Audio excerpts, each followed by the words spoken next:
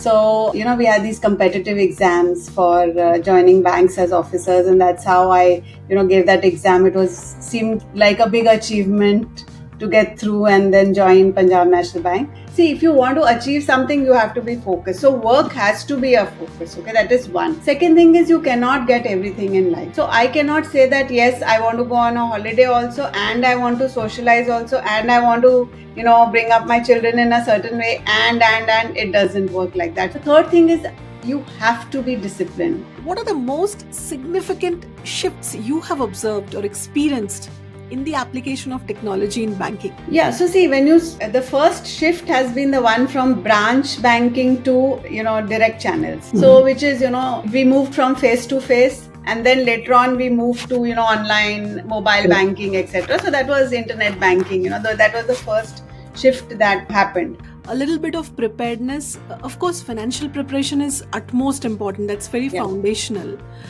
Mental preparedness, preparing your surroundings for this change. The immediate surroundings is, of course, your family. Hi, I'm your host Pamela from Bangalore, India, and you're tuned into Season 2 of Transition Story. You're about to hear an enriching story driven by self-belief, passion, a lot of resilience, and personal growth. I'm so excited to welcome our next guest to the show. Satinder ma'am's career is built on 3 decades of core operations at ICICI Bank, where she excelled in service leadership, innovation, fraud prevention, and operations management. She has successfully driven large-scale transformation initiatives and leveraged technology to enhance financial systems and operational efficiency. Ma'am has also presented her insights on international platforms, sharing lessons learned from her experiences. She has worked with DBS Bank and Tata Capital as an internal ombudsman for over 5 years. For the past decade, she has led a consulting firm, partnering with organizations to optimize processes, enhance customer experience, and driven sustainable growth. Ma'am is now exploring the exciting opportunities brought by AI in corporate operations, focusing on its potential to transform efficiency, enhance decision making, and align with strategic goals.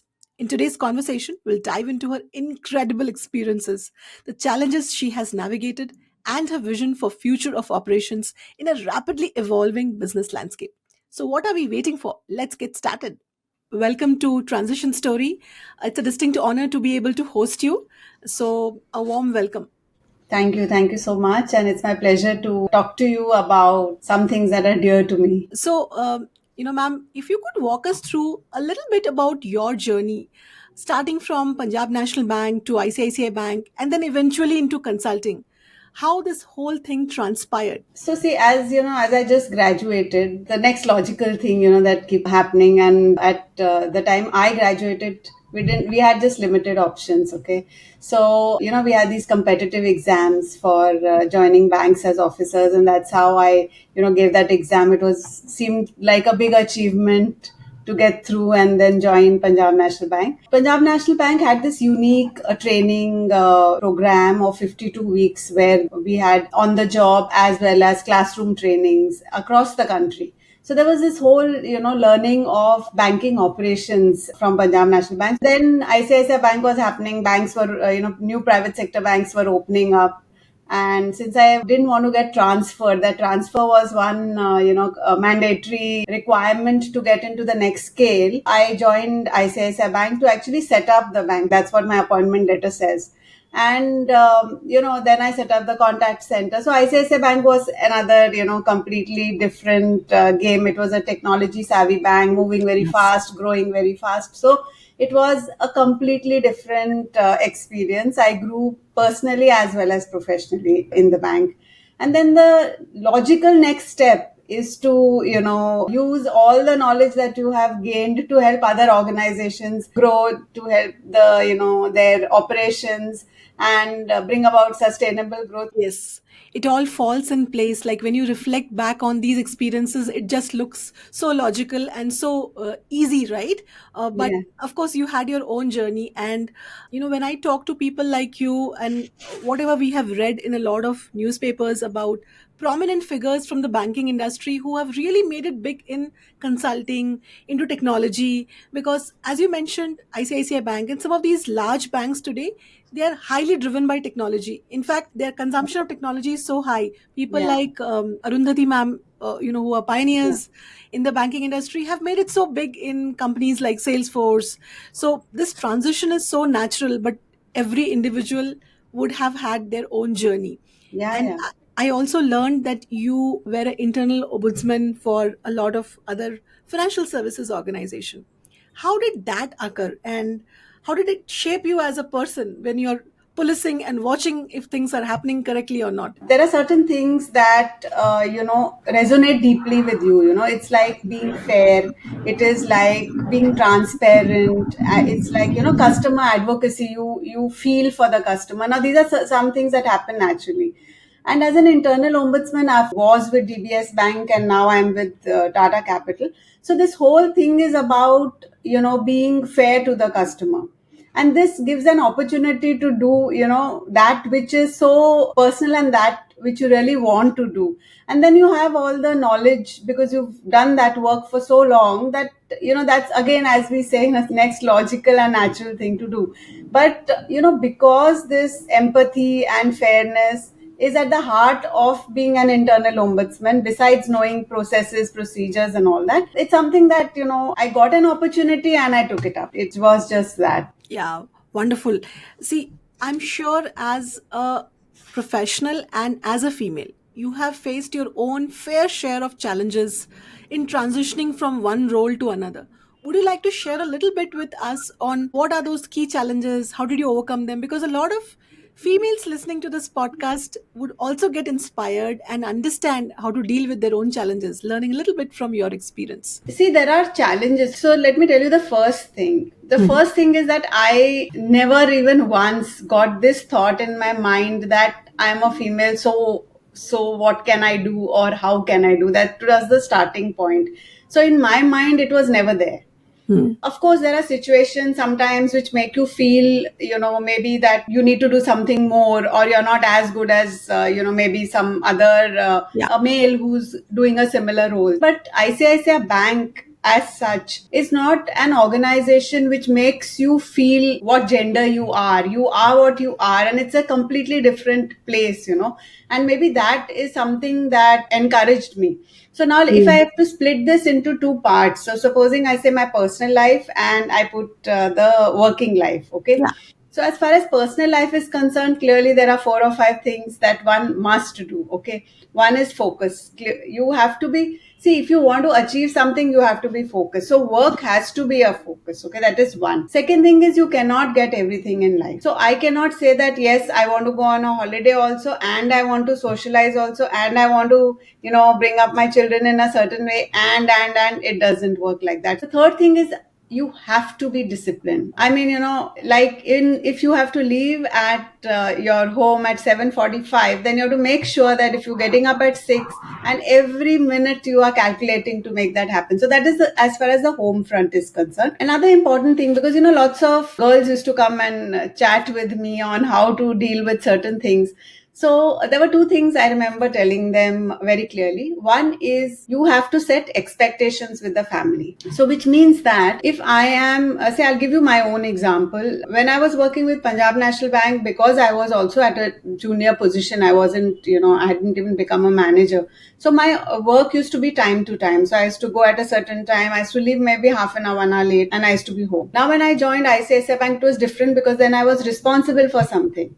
Now, if I hadn't set the expectations right, and it did happen, we did have a conversation saying that you're late often, okay? So my explanation was that if I have to work here, then this is how it's going to be, because this is what I do. And I am not in a position to, come home earlier than this. So once you set your expectations, then it's not a daily thing. As far as work is concerned, I think one just has to put in the best, and, you of course need to be in an environment where you are not, everything is meritocratic. It's not that you are, because you're a woman, you will or will not do. At the same time, we need to know our limitations as an individual. If I can't do something, I can't do it. It's better I upfront say I can't do this. I can do something else. Correct. So what I heard from you is one thing is very clearly coming out, that there has to be commitment from an individual, right? Whatever you sign up for, you need to be very committed and you should have clarity in your mind. Okay, this is what I've signed up for, and you set the same clarity on your personal side, set the same expectation. Yeah. And you very rightly said you have to say no to certain things to have, you can't have it all. There are a lot of famous leaders like Indra Nui who have mentioned that it's not about man or woman. You can't have it all. It's a limited time that Yeah. you are awake in a day, and there's only so much you can do. So you have to prioritize and decide what will, and on some days work may take priority, on some days, your personal side may take priority, and you set expectations accordingly. That's a beautiful advice, and it's a very simple, trivial advice, but many professionals tend to overlook. And I also learned one thing from what you just said: never let gender play on your mind, right? You just said that Yeah. Yeah. you did not start with the fact that I'm a woman, I'm a professional, I'm here to work. Play it on merit, right? A lot of times I have seen myself at workplace, women try to sometimes play the gender card, which may not be required or relevant. I'm not saying that there is no glass ceiling, there are no limitations for women, there are issues. But at the same time, we should not start with that. We should start with a very clear mind: I'm here to work as a professional, and not start with the fact that, okay, I am a woman professional. Over identifying with that gender piece also sometimes is deterring for Yeah. one's career. Yes. Right. Right. So, yeah, that's an excellent piece of nuggets of wisdom that you shared from your personal story. Now, let's move on to gender neutrality and advocacy that has formed a big part of your life. You are the founding member of ICICI's General Neutral Workplace Committee. Yeah. What motivated you to champion that cause, and do you think it really created an impact where you personally attached to the impact that it created? So see, one is I got an opportunity. Okay, so if you notice, and through our entire discussion, it's about taking an opportunity. So I got it, I took it. The thing about when we say founding, when you're a founder of something, it's a very important role, and it's different from running something. There's a clear distinction between the two. And I was fortunate that in ICICI I set up the contact center. I set up certain things and I led some initiatives. And whenever you are doing this setup, the tone has to be different, because there you're setting up a culture. Yes. So it's not just doing the work, it's not just setting up a process. So it's setting up a transparent way in which this is going to work. Then, an environment where people can bring their authentic selves to work. Correct. So it's all about that. It is being fair. It is being, it's like treating and setting the rules, because the rules aren't set. And that's what happened to lots of work that I did with ICICI Bank. It wasn't that we were following something. We were moving into uncharted territories. We didn't know how it's going to be. So this piece, if you ask me, what did I, leave behind, so to say, it is a culture of transparency, the culture of honesty, of being yourself. And I think that was very critical as far as this gender neutrality is concerned. Yeah, of course. See, when you create an impact and you feel the impact, it makes you feel so good. And this whole culture thing that you mentioned, it becomes way of working, right? When you set up something, you champion the cause, and then you see that it has become the norm and not the exception. That makes you feel so good. But do you think generally, we'll move on to other organizations. Do you think today organizations, especially industries like banking, right, where it's largely male dominated, what can organizations specifically do? Because you're in consulting space today also, how can they create more inclusive and equitable workplaces? Because today it could be CEOs go on record to mention a lot of things because they want to project companies as equitable workplaces. But there are, as I mentioned, there are issues. There are a lot of gender biased activities. How do you think organizations should take up this initiative or approach it in the first place, and in the Indian context? So see, one thing is that policies don't help. Policies are there and they're there for whatever reason, okay? But policies don't drive the culture of the organization. Correct. They're there. I think everybody has, it's a copy paste thing. It happens. So what I feel is that the first very important thing is to be this humanity, this aspect of humanity. So it is not whether you're a man or a woman, and it just doesn't matter. Everyone has a family. Everyone has to look after maybe sometimes children, sometimes elderly parents, and there are situations everywhere. So when you're a leader, particularly, and even if you have a small team, what is important is that you have that human tendency. That's a way in which you can, it's inclusive. If someone is not well, you're being kind to the person. Or, if somebody has some situation where they need to go, you just let them go, it's like that.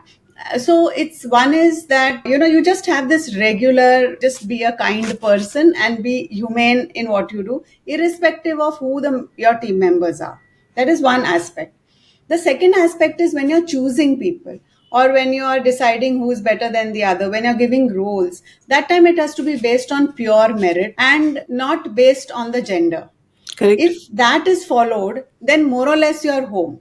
See, there will be some biases here and there. They're like, for all the tom-tomming we might do, there are certain things that as women we cannot do. There are certain things as men they can do or cannot do. There are certain limitations we have. I won't call them limitations. There are certain characteristics. Like maybe, I can't be away from home for 15 days at a stretch. Whereas maybe a man can be, because his home is being looked after. But if I have small children, I'd want to stay at home. I want to, I may not be able to do it. Now, those are real things.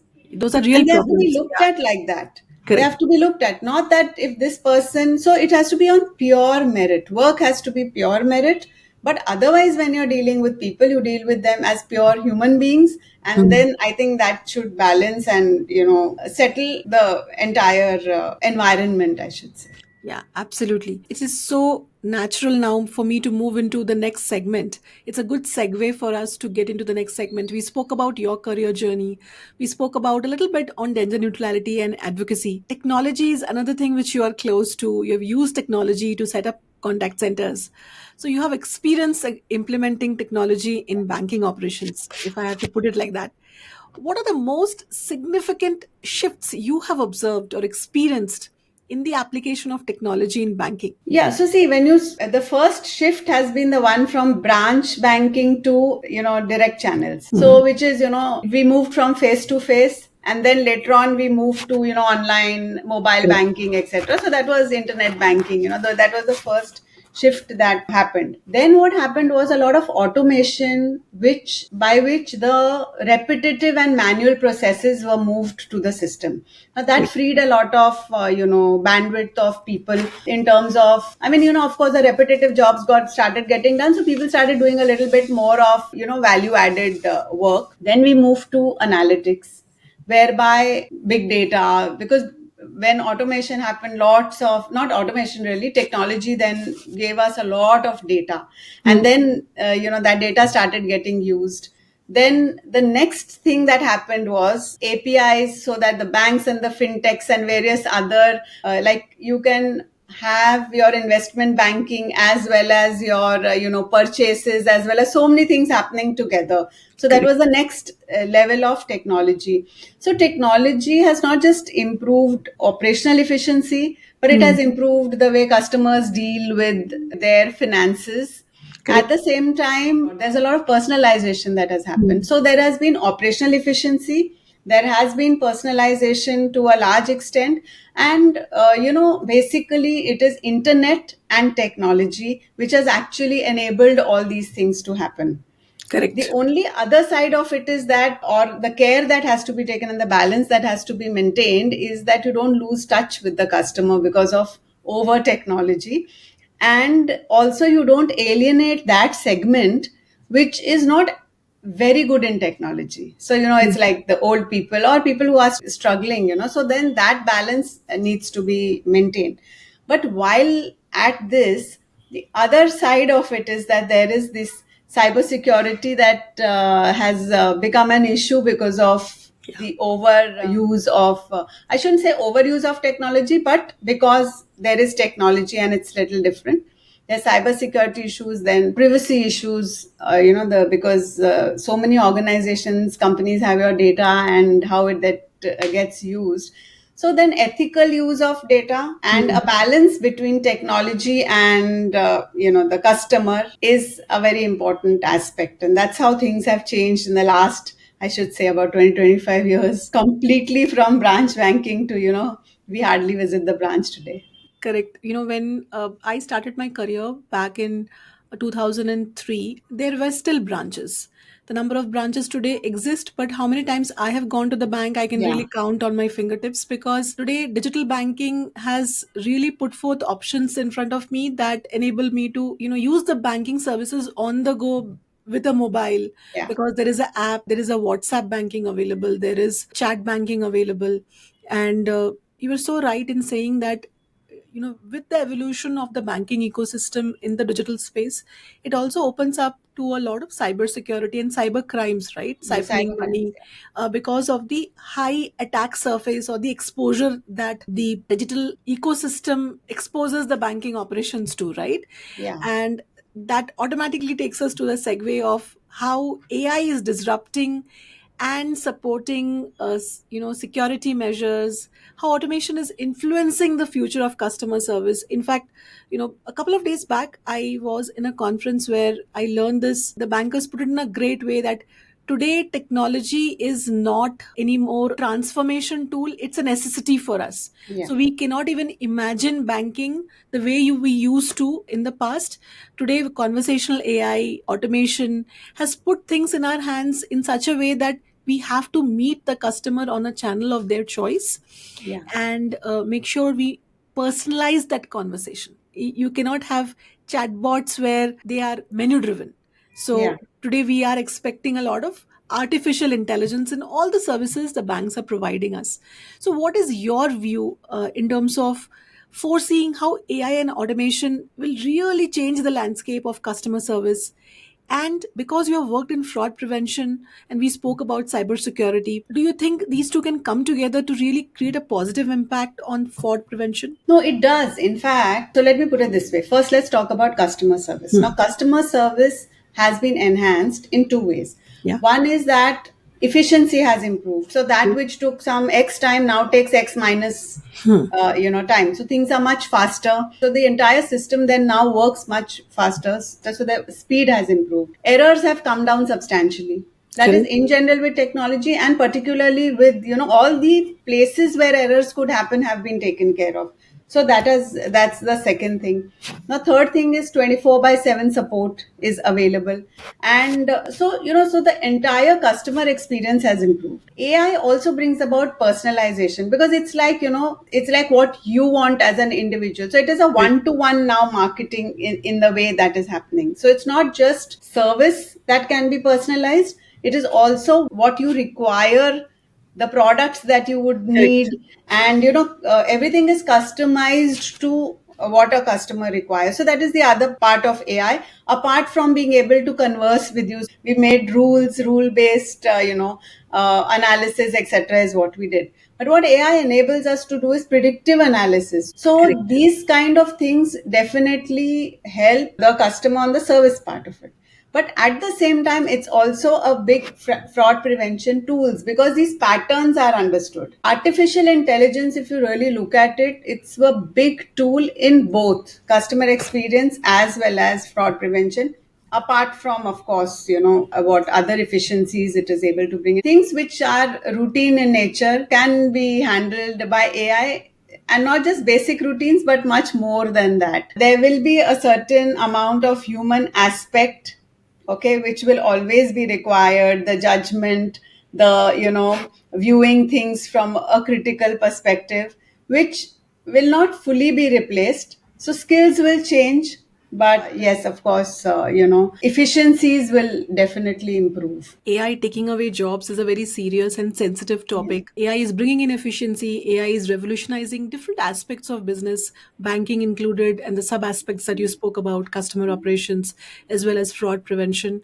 And AI has gone to a level of, apart from AI agents, which companies like Salesforce or other organizations are talking about, there are also agentic AI, where there are agents with the judgment ability, where they can take decisions.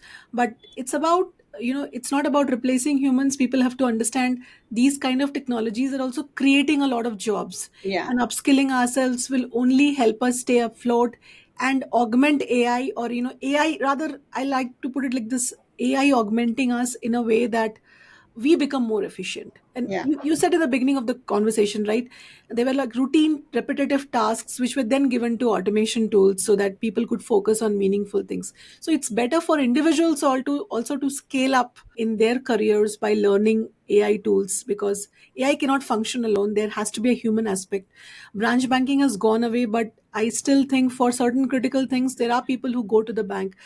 Certain large conversations, business to business conversations for financial services companies has to happen in person. So AI cannot really handle everything. But that brings me to the next topic I wanted to discuss and touch base upon. You have had a phenomenal career. You have presented at global forums. You have been a panelist at numerous occasions. Is there any one event, or maybe more than one event, that stands out for you, and you want to share anything with the audience or the listeners about that experience? So see, as far as international, these global events are concerned, I was representing ICICI whenever I went. So there's no specific one incident, but I'll tell you in general what the whole, feel used to be. See, we were not and are not one of the first countries to start doing something. So we have not a first mover advantage in that sense. So because we start a bit late, India is able to skip many steps and move fast. So whenever we presented over there, and because I went, and ICICI is a very technology savvy bank, people used to be in awe of, how did you do it so fast? Because even if you take India as an example, the way mobiles have, percolated, and the speed with which mobiles, people have started using smartphones and all, has been very fast. So if you can imagine, that everything what was legacy, we used to skip legacy and go forward. The second thing is what used to be scale. So when we used to talk about scale, like, 1 lakh contacts is what we handle, this is the number of customers we have, etc. So that, the scale used to amaze people. And the third thing was also the validation part. So one is that how you are impressing others, the speed with which you do what all you are doing at work.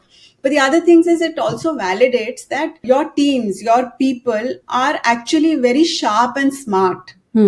And this was pointed out to me by many, people who used to, international consultants who used to come over. There used to always be, that, your team is able to pick up things so fast. So that was, one thing which it used to validate that really we are doing something well. And also what happens is there are lots of practices. So whether that you can validate. So it's like, okay, you're doing that, even I am doing it.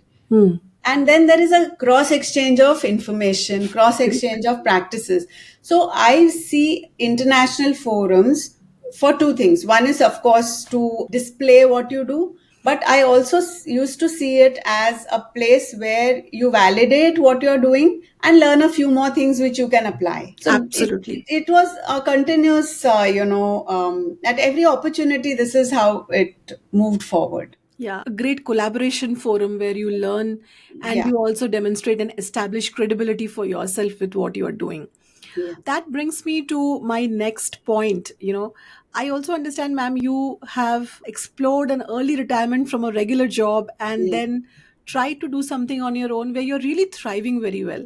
So, with that aspect, how do you advise individuals who want to explore early retirement from regular jobs, create a life that gives them some freedom and time for themselves, and design a life which is built more around fulfillment and fun versus the grind of a regular corporate job? So there are 7 areas that I have identified, and I'll quickly take you through them. Sure. The first one is the financial perspective. Okay. So here it is that once you leave a regular job, you need to be sure that you have a good cushion of, finance that will take you through for some, for a visible distance. Yes. And why I say this is because once you're out of a corporate job, you should not be forced to take your next decisions because you're running out of Money. funds. Okay. So that financial preparedness is very important. You need to start saving early. You need to invest right, and, things like that.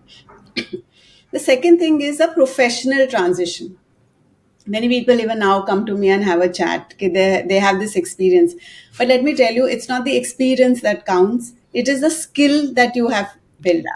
What is Transfer the skills. skill that you have inculcated? Correct. And Transfer skills. so experience does help, but you have to focus on the skill. So that's the professional transition. The third thing is the mindset evolution. So this, what happens here is that when you're an employee, many things you take for granted. There is an office, there's lots of stuff, right? But when you're a consultant, the mindset completely changes, because here you are driving your own company. So there's a mindset evolution that needs to happen. Okay. The next one is mastering time. So what really happens is suddenly you have a lot of time at hand. And what do you do with this time? So you can while it away, but an important aspect is that you divide it and you build routines, at least when you're getting started. So routine building is a very important thing, because there's just this whole time that you have. You need to nurture networks. So you need to build relationships, which you can't just do after you leave. You need to again get started a little earlier. So just as you plan your finance, you plan your professional transition, you need to plan and have a set of people with whom you have not transactional relationships, but you need to have genuine, mutually beneficial relationships. And that's important. And they're not friends. We need to distinguish between them. These networks are a little different, but they may not be your very close friends, but there'll be people with whom you can actually exchange talk. You need to be emotionally prepared. That's the sixth thing, because you will lose familiar routines. You will not be around with your colleagues, and you will have lesser social interaction. So you need to build that aspect. And of course, the most important is family dynamics, because suddenly you're at home and you weren't at home. See, there's a huge difference in that. So you need to take the family along and, see how you're going to balance that aspect. So I think that there are these 7 aspects that you need to consider when you take this kind of a jump, specifically the early retirement jump. Yeah. So, which means, what I can take away from this is a little bit of preparedness. Of course, financial preparation is utmost important. That's very foundational. Mental preparedness, preparing your surroundings for this change. The immediate surroundings is, of course, your family. You prepare them to accept and embrace this change, because I remember a lot of people telling me when COVID started, people had challenges coexisting in the same home for 24 hours. So that readiness is also super important. Being disciplined goes without saying. It's extremely important to be disciplined about how you manage your time, and time management, which I have also learned in my over 2 decades of career. You can manufacture time, and with the time that you have, the same 24 hours, many people are doing a lot more than what others are achieving. It's their sheer ability to mindfully use time, and be ready for this career transition. Like, look at it like a career transition. Very often retirement word has a lot of negative connotation with it. People think that you're just going off the cards. When you're switching from a corporate job to something on your own, it's very important to also treat it as a second career. uh, Yes. so retirement should not be seen with a negative lens, and I'm sure you would be open to connecting with people who would love to learn more from you. We will share your LinkedIn details and Yeah, everything yeah. with them. Sure, Uh, sure. and I cannot let you go without asking you this, because you have some infectious level of energy. So I want to understand from where do you get so much of motivation and drive after decades of experience, and you have such significant achievements. How do you stay so happy and so motivated in doing what you're doing today? Yeah. Yes. So, see, I find a purpose in what I do. Okay, that has been there right from the beginning. So I don't just work. I always want, I have that. So when some, people used to ask me, how can you, be doing this customer related work for so many years? I said, but every day is different. It's Hmm. not that I'm doing the same thing. Correct. So it's something like that. But my purpose has always been to contribute meaningfully. And because that has been the larger purpose, I always find, meaning in the work that I do. That is one. The second thing is that, see, I don't consider achievements, okay? It may sound that I've done some whatever work that I have done, but I never feel that I've reached or I've achieved or something like that. It's always that how I can be better. Hmm. That is very clearly the day I start my day like that. That, okay, how can I be better than yesterday, what I can do? The third thing is continuously be curious about something or the other. So it's like learning. So now, it's the new challenge is this AI, or there is always some technology to learn, or there are these speaking skills. So I've just joined this Professional Speakers Association to be able to speak better, to get into public speaking. So there's so much of learning to do. And if you keep doing it, and that's a part. Aside from that is I'm always interested in textiles. I'm always interested in, crafty things that you might, talk about. So it's just, there's so much that one can learn. So I think this whole desire to learn all the time and find meaning in whatever you do, I think that's drives me on a daily basis. That is so humble of you to share this in such a simplified way. But I would tell you, these are very easy to hear, but very difficult to acquire personality traits. First of all, finding the purpose and sticking to the purpose. Sometimes people find a purpose, but then it fades out with some time.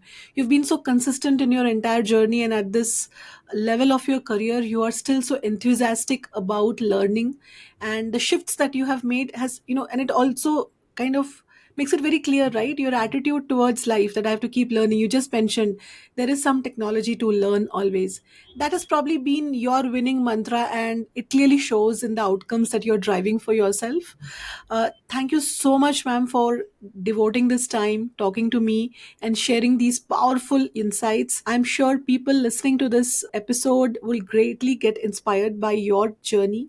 And there's so much to learn. It's just not the journey, it's about so many other wisdom that you shared, which I'm sure a lot of people can put it to practice, find their own purpose and make it big in their own life. Really, really thankful from the bottom of my heart, and I wish you all the best in Thank you. your quest for technology and staying abreast. Thank you. Thank you so much. It was such a pleasure, and I'd love to talk to anybody who can benefit from what I know and what I have experienced. Thank you so Absolutely. much for giving me this opportunity, and I Sure. hope it helps someone or the other along the way.